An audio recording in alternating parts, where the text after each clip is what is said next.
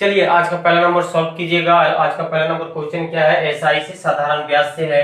किसी वस्तु पर साधारण ब्याज 4% वार्षिक दर से 30 वर्ष में समय दिया हुआ है। 30 वर्ष में उस राशि से 120 रुपया अधिक प्राप्त होता है तो राशि ज्ञात करें। इधर ऑप्शन है, इसे सॉल्व कीजिएगा।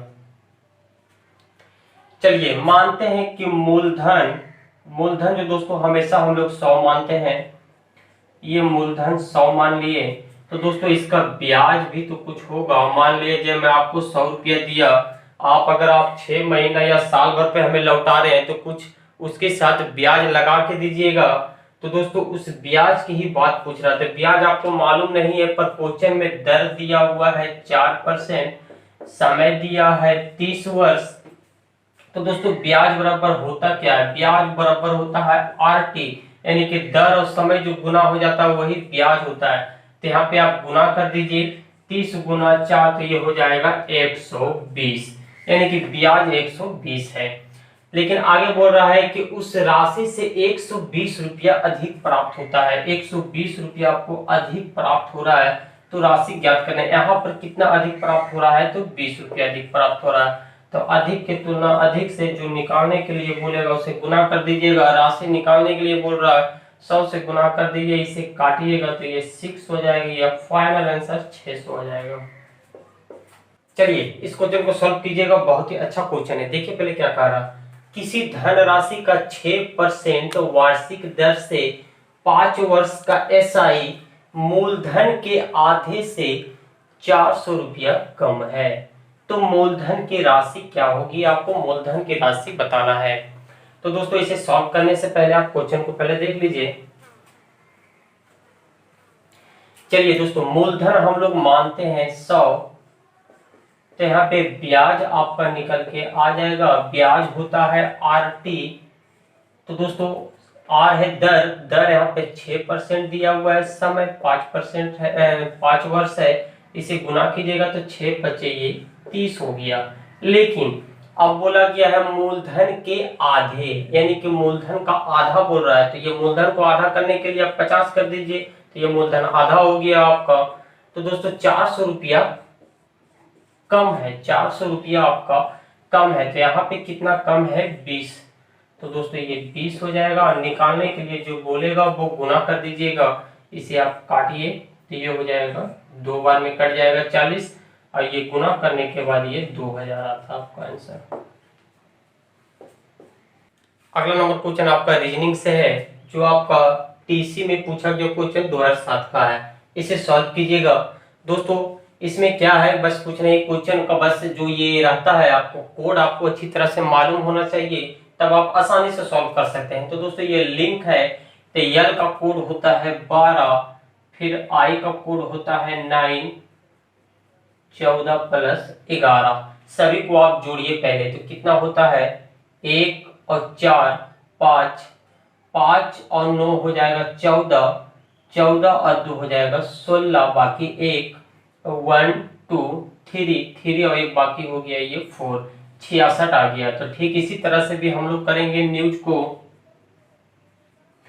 न्यूज में दोस्तों क्या होता है, एन का कोड होता है 14, ई का कोड होता है 5, देख लीजिए, और डब्ल्यू का कोड होता है आपका 23, और यस का कोड होता है 19। इसे आप जोड़िए। तो दोस्तों जोड़ने के बाद होता है 9 और 3 12, 12 और 5 17, 17 4 21 के 1 बाकी 2, 1 और 2 3, ये 4, 4 और 2 6, यानी कि 61 होगा। इसका दोस्तों 61 आंसर होगा, जो ऑप्शन नंबर बी में दिख रहा है। अगला नंबर क्वेश्चन है, देखिए इसे सॉल्व कीजिएगा। क्या बोला गया, यदि z बराबर 52 हो और ACT बराबर 48 हो तो BAT का मान क्या होगा? चलिए बनाइएगा। तो दोस्तों हम लोग जानते हैं z का मान होता है, ABCD में इसका कोड होता है 26। अगर हम 26 को 2 से गुना करें तो 6 दूनी 12 के 2, ये 4, ये 5 हो जाएगा, सॉरी 52 हो जाएगा। आगे चेक करते हैं एक्ट का, ACT, ए का होता है कोड 1, ये हो गया 3, और ये टी का होता है 20।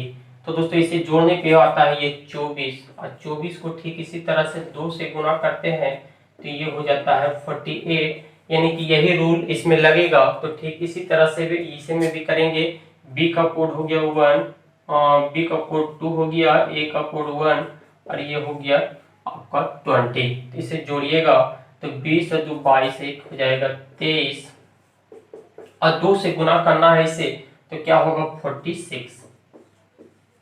46 आपका डी में दिख रहा है।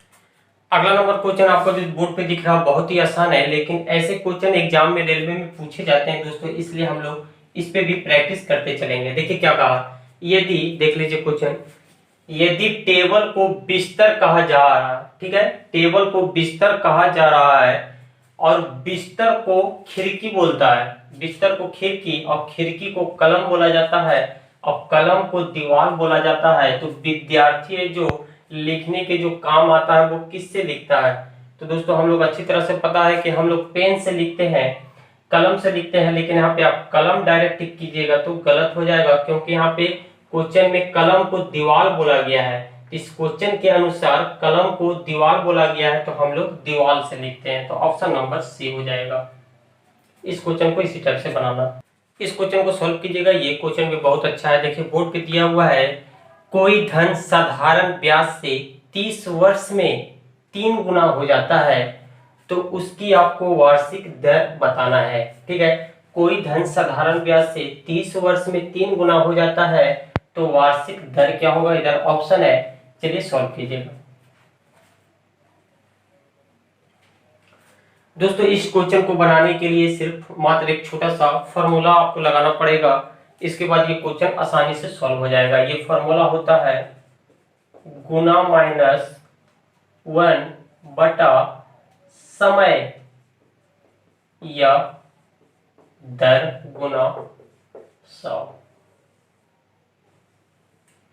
तो गुना आपका दिया हुआ है 3 गुना, तो यहाँ पे देख दीजिए 3 माइनस 1, समय आपका दिया हुआ है 30 वर्ष, ये हो जाएगा 30 वर्ष, अब गुना में है 100।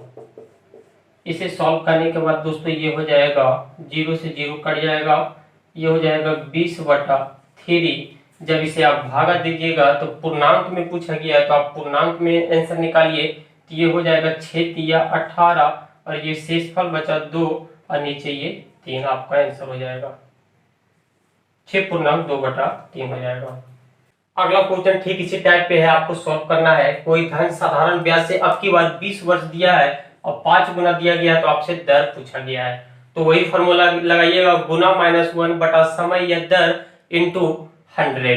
तो दोस्तों 5 गुना है तो 5 माइनस 1, समय आपका 20 दिया हुआ है, अब गुना करना है 100।